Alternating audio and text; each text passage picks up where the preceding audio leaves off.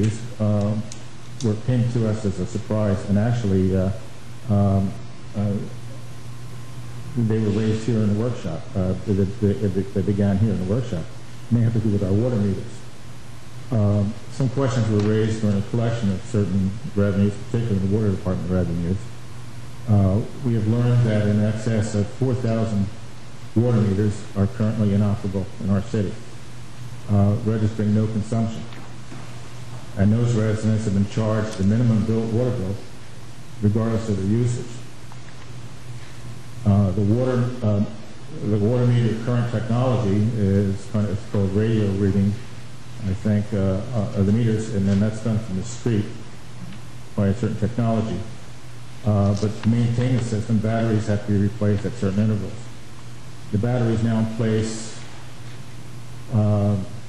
are, as I said, inoperable, 4,000 of them. And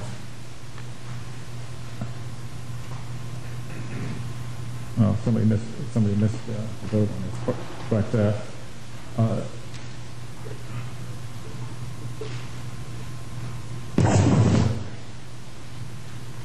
okay. There are basically three options. There are 5-year batteries. To replace them, which is what they have, plus approximately $272,000. There are 20-year batteries, which would cost, doing that would cost $620,000, or replacing the current technology with the newer digital meter technology, which is seen as probably the best solution, is a little over $800,000. This is an issue that we currently don't have a plan for. Admittedly, this is something that has just come up. This is a commission. We believe in full disclosure. We're letting you know that this is an issue that we're going to have to face in the near future, and we're studying it. And of course, we invite your input on it. Also, there's a similar situation, a little less serious, with the parking meters. And the mayor has been working on that, and a number of them are inoperable or missing, and will be replaced, I think, probably on an ongoing and more gradual basis. So that's where we are with our financial situation. If there are any questions or comments on that, I appreciate it. Yeah. First, I want to thank the Citizens Committee and Commissioners who prepared this very cogent and startling report, which goes beyond the most negative view of the entire administration's fiscal mismanagement. Your calm voice belies the seriousness of the financial crisis that the cities are put into.